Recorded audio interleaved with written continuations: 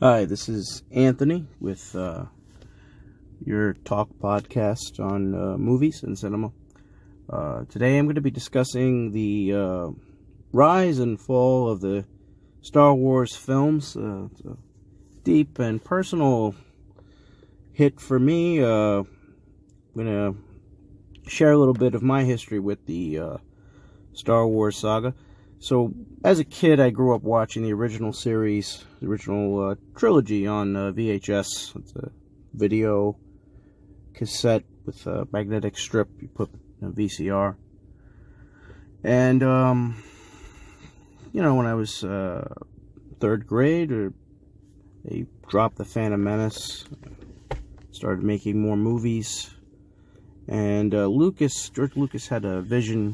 He knew that he was going to start in the middle of the action with those original trilogy movies, and that's what he wanted. He wanted to start in the middle of the story, where the most action was, and there was a reason why those movies were popular. He knew what he was doing.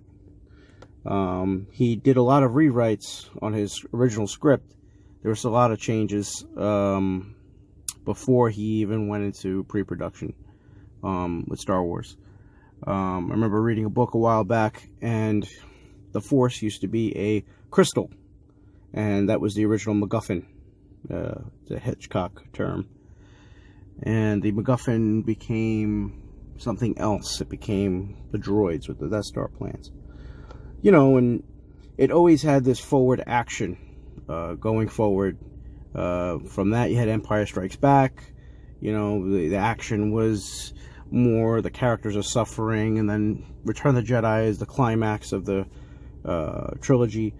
But he knew there would be more movies with a bigger focus on this world building, and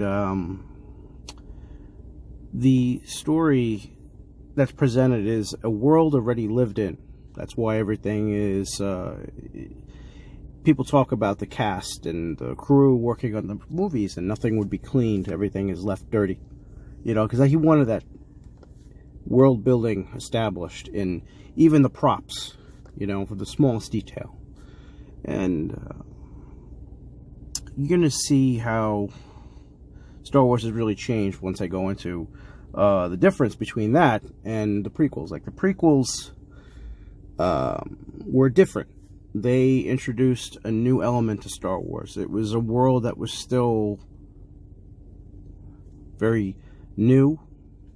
It was lived in, but it was like crisp. Because he used a lot of CGI. But he needed the CGI to take the story to a place it hadn't been before, which was an even grander, bigger setting. And he had to show what was going on, right? Now, then you go to the sequel trilogy, and it's different. I'm going to go into that, but Star Wars has been a very big part of my life growing up. I didn't grow up with cable TV. I grew up with Star Wars. We watched those VHSs. There were other films I watched at VHS, but Star Wars is a big part of that. And a lot of people could say similar. But when the Phantom Menace, going back to that, when the Phantom Menace came out, people hadn't seen a Star Wars film in theaters, a new Star Wars film in theaters, for years. It was over a decade, and people were excited, people were happy, and it had much better rapport than the release of the first entry in the sequel era with Force Awakens. Like, Force Awakens dropped, people were very critical from the get-go. It's too much like the original trilogy. It's too much like what we've seen before. We wanted something different. And then what kills me about that is The Last Jedi was dropped, and it was too different. It didn't even feel like a Star Wars film. It felt like some kind of weird science fiction film that took you to different... There were so many nitpicking things. I mean, Finn didn't get his due. His story wasn't really developed. Same thing with Rose. They went on some weird quest in that movie. That was like one of my biggest gripe. Like introducing a new character in the second film, okay, they did that in Empire Strikes Back, but you don't even give them something they could that's really worthwhile to do. You go to visit another planet, and these characters go on an adventure on this other planet, and you have these other characters in this very slow chase, like like that even matters in space, like, I mean, these films were more fantasy than science fiction, because there's no sound in space, but when you have a ship on the water, weight matters. That's why a larger ship is going to be slower to pursuing a smaller ship. But in Last Jedi, they talk about how the Star Destroyer is too big and it's slow in chasing down this rebel ship in Last Jedi. So, that concept was like taking it too far. That's like my biggest gripe with Last Jedi. Those two things, just takes it to a new level of ridiculous.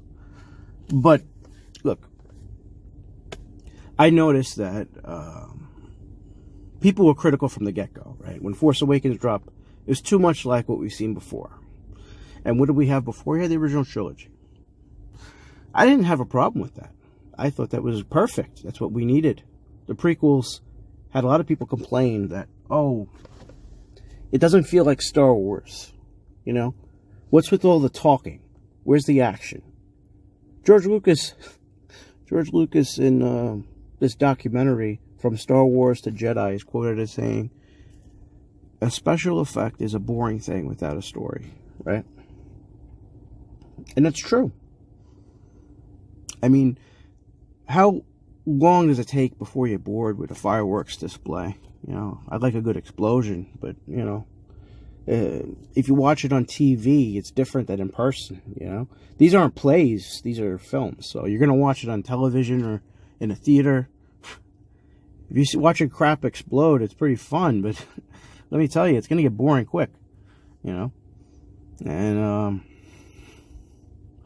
the prequels did have a lot of promise. I mean, Phantom Menace did follow the Return of the Jedi formula. But does it hold up to snuff today? Well, let me tell you about the other two films first. Attack of the Clones was another entry. And that film has a even slower pacing than Phantom Menace. And it's even more difficult for me to watch that film than Phantom Menace. But personally, I prefer to watch Revenge of the Sith over the other two.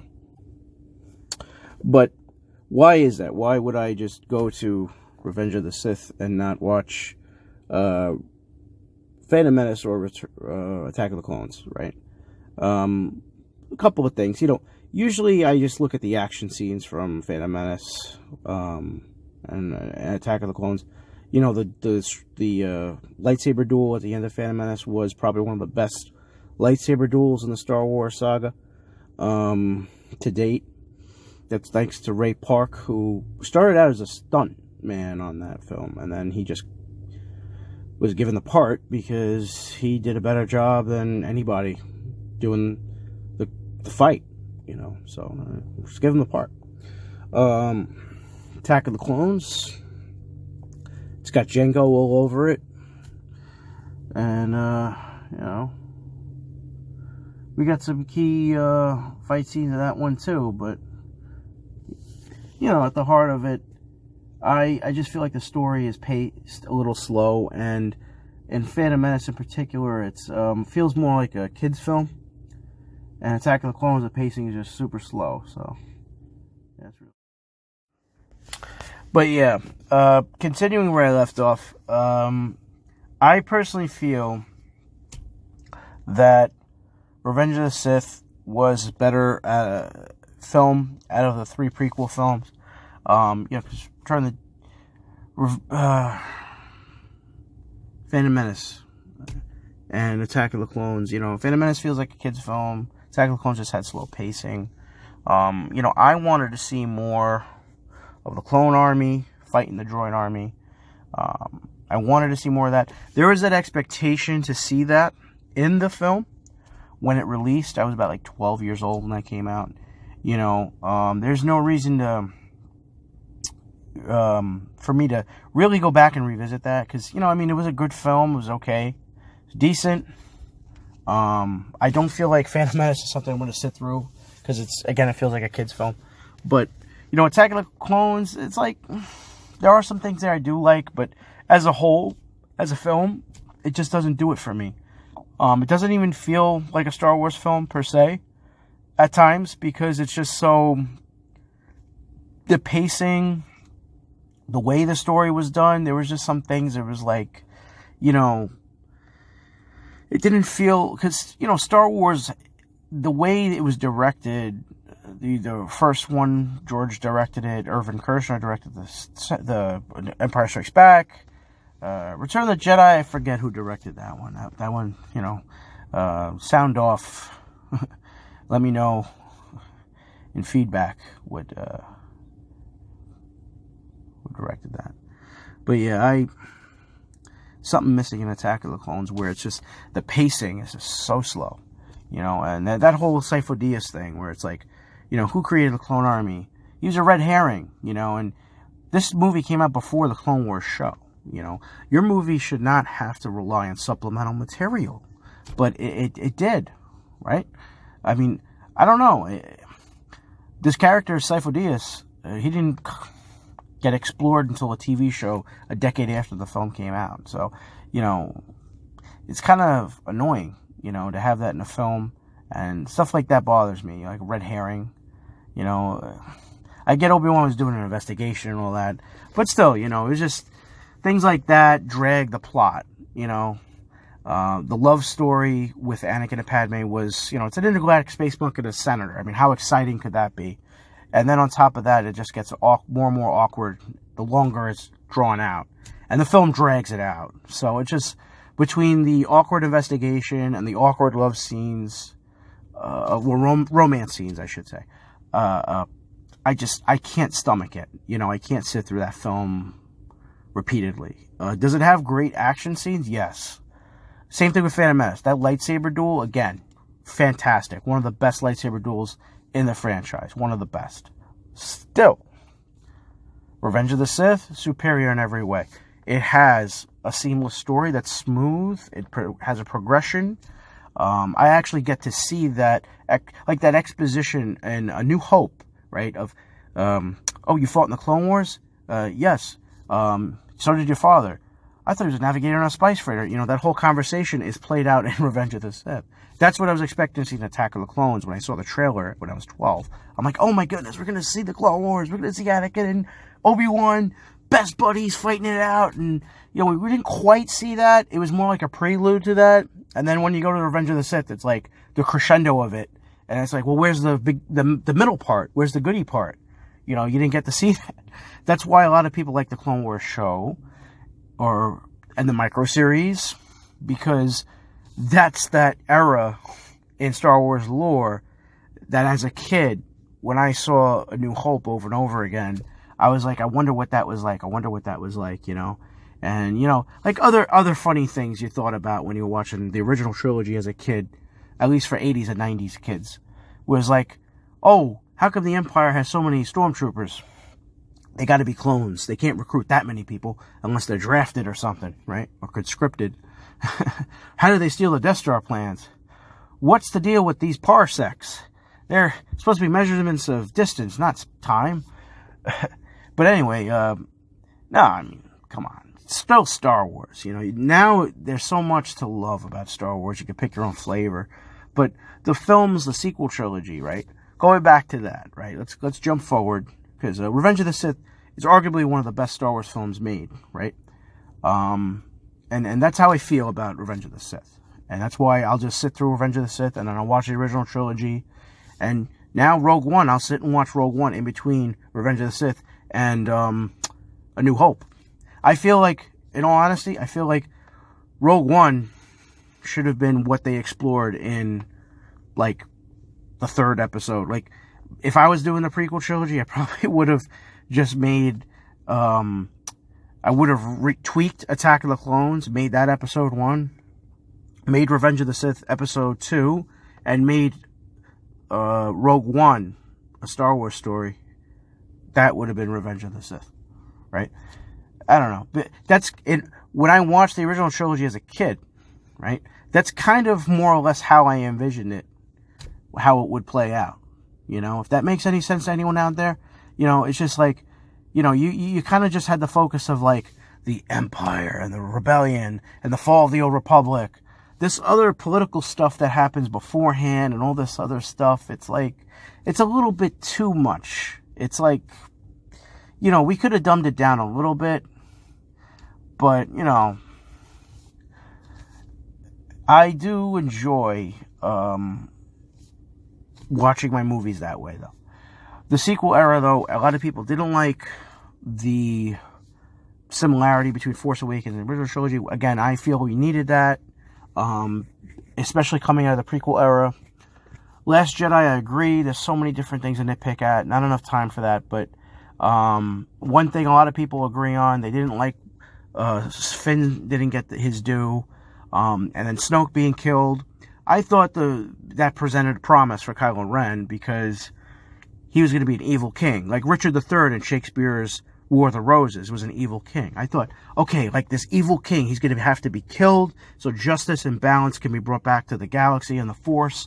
And then, you know, it was softened up. Rise of Skywalker was a softer film than I expected. I thought it was going to be a gritty war film. I thought it was going to be like, you know, just like that scene in Richard III, where it's like, my kingdom for a horse, my kingdom for a horse. You know, a horse, my kingdom for a horse. He's basically shouting at the end of the play, in the middle of a battle, because his horse died. He's like, I will trade my kingdom for a horse. If I could just get a horse and get out of this battlefield and avoid getting killed. But sure enough, he's slain by the leader of the opposing army, who's the rightful king, and the rightful successor to the throne. But Richard III is from the point of view of the villain.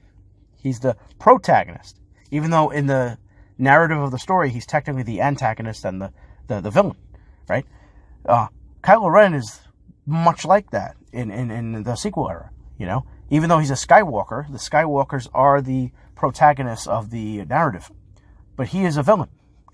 And in a lot of ways, he's even more of a villain than Anakin ever was, because he seemed quite unredeemable, especially in Last Jedi, where he keeps trying to get Rey to turn over to his side, and he just has like no qualms about, yeah, I just killed my boss.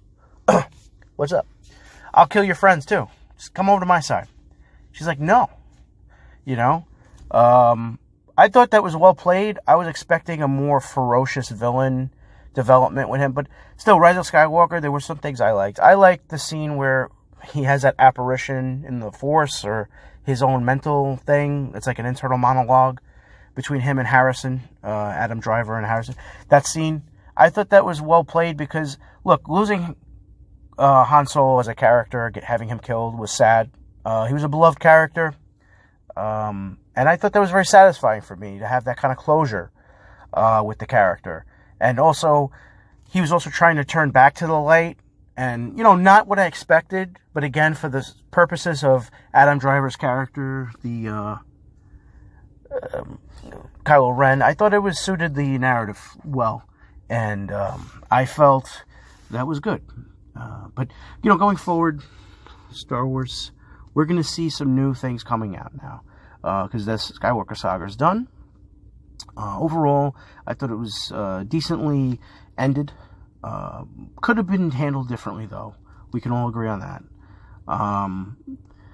You know, it is a shame we're not getting Solo 2.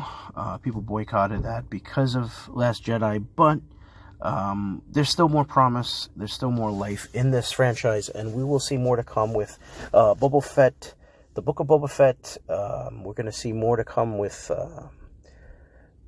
other shows. Mando is going to come back, season 3 at some point, and we're going to get the Ahsoka series at some point. So the television and the standalone films. That's where Star Wars is going to shine. It looks like we're going to explore that 30-year period between Return of the Jedi and Force Awakens more, and it's going to be good. You know, there's going to be more life in the franchise, and we'll see. You know, maybe the High Republic will be a new, glorious, clean slate for Star Wars as well, and hopefully the fan base will be less toxic. If you know what I mean when I say less toxic, you know what I mean. If you don't know what I mean, don't worry about it. Just don't leave any trolling comments on this post. Because again, I'm just putting this out there. It's just a bunch of movies that people will either love it or they don't love it. You know, and take it or leave it. You know, this is why we go to the movies. We either like what we see or we don't. If we don't like what we see, don't go to the movies. Alright, so this has been my little 2 cents on Star Wars. Hopefully you liked it. Give a like or subscribe. You know, post if it's on YouTube. Leave a comment. Like and subscribe. If this is on podcast, just please subscribe to the podcast and enjoy it. You know, go about your day and go see a movie with a friend or a family member. You know, and talk about it together. Bond. All right, this has been Time with Tony on Film and Cinema. Have a great day.